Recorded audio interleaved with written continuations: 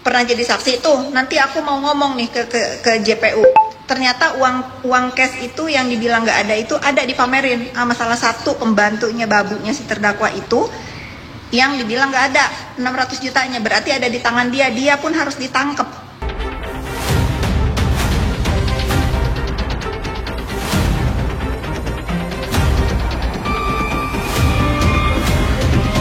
Dan kalian rekam ya, itu si pembantunya terdakwa itu kan pamer uang katanya untuk nunjukin ke aku kan, untuk nunjukin ke aku.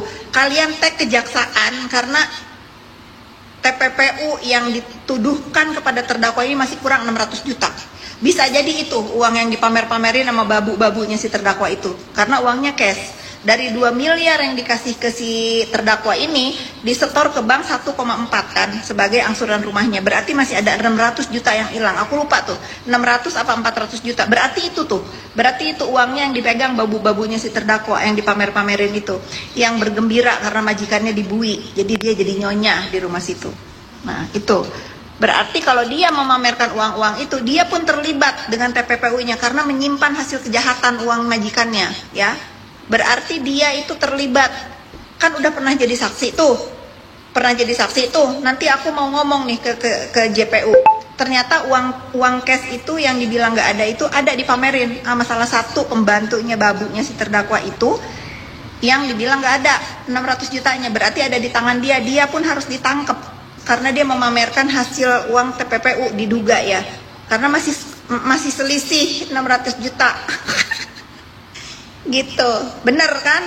Bener ya. Nah kalian ini ya, kalian harus tag itu ke pengadilan karena uang yang dituduhkan itu belum lengkap, harus dikembalikan lagi sejumlah 4 miliar, harus disita sama negara. Ternyata dipamerin sama babunya terdakwa, padahal dia udah jadi saksi di situ. Emang otaknya nggak pinter ya, emang otaknya nggak pinter. Sementara dia, kalian lihat nggak sih pembantunya si terdakwa itu nggak ada muka sedih-sedih kalau majikannya itu ditahan. Nangisnya drama pas di sidang doang. Di rumahnya gembira banget, gembira karena aku tahu dia itu seneng banget si NM di penjara itu, karena mereka bisa bebas, bisa jadi nyonya di rumahnya.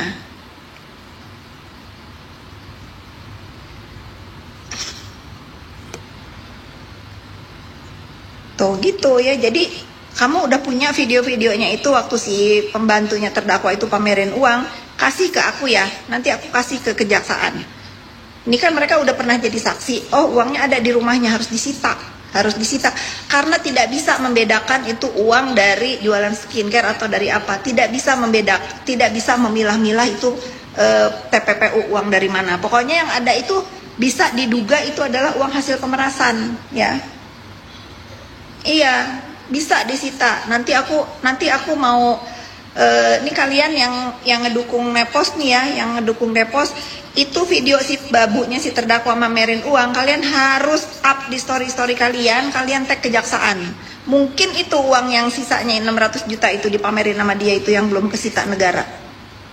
Nggak nyambung andur ngomong, lu goblok. Makanya lu jangan ada di sini ya, my love 01, lu goblok ya. Di sini nggak boleh ada orang goblok. Bye. Udah, enak kan? Enak. Yang 600 juta udah dipakai jalan-jalan, nggak tahu aku itu. Yang aku tahu 600 jutanya itu ada dipamerin sama babu-babunya terdakwa.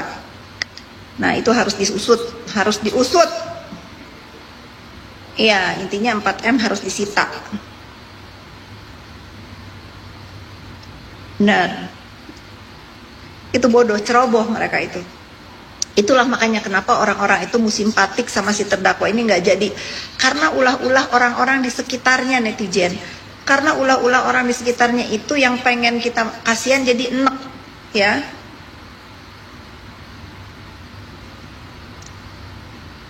Tapi bilang orang goblok. Iya karena dia ngata-ngatain aku di sini ya, aku bilang goblok. Kan aku udah bilang kalau ada yang ngebully aku injek balik. Gitu. Nah, ketahuan juga kan si gosip. Jadi kemarin aku jumpa Ibu Cut di Aceh. Punya cerita, rupanya si gosip jelein orang yang udah kasih hadiah ke dia. Kalian udah tahu kan siapa orangnya? Katanya yang ngasih HP punya banyak utang di bank. Katanya yang ngasih HP lagi punya banyak masalah. Sampai-sampai panggilan dari kepolisian pun dia mangkir.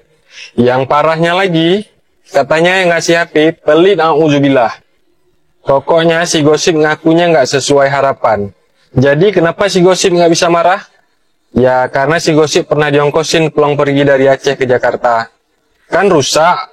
Jadi menurut aku nih ya, yang ngasih sama yang terima pun sama-sama nggak ada otak pokoknya. Kebayang kan gimana? Si Gosong ini cerita ke teman-teman sekitar rumah kalau si Ratu Judol, si Tante Judol kita itu pelit katanya. Terus ternyata si Tante Judol itu banyak utang, sama kalau apa-apa itu perhitungan katanya gitu. Terus si Gosong ini juga cerita ke sekitar-sekitar teman-teman rumahnya sama mak-mak kalau si Tante Judol itu kalau ngasih barang itu perhitungan katanya. Pantesan guys ya, si Tante Judol kita itu cuma beliin Galaxy A16 doang.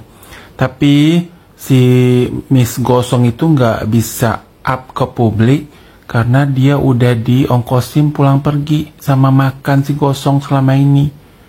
Gitu. Wadidaw, weh, ada gosip. Ternyata si Gosip ini kurang ajar, weh. Bayangin sudah diberiin HP, ternyata dia ngosipi si pemberi, weh, dia sama teman-temannya, weh.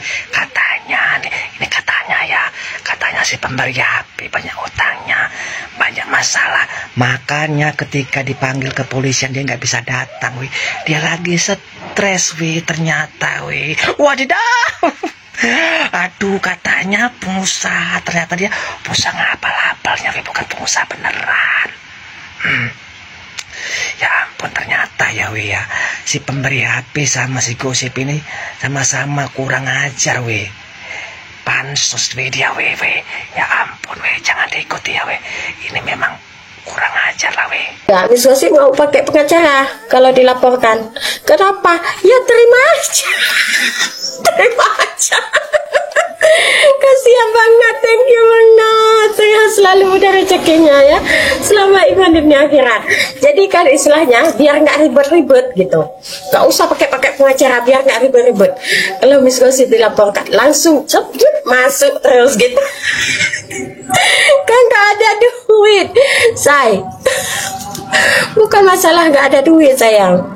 Ya, bukan masalah nggak ada duit. Jadi nggak usah ribet-ribet, nggak ada yang harus membela kita, nggak usah udah langsung masuk, tup masuk. Jadi prosesnya itu cepat, ya kan?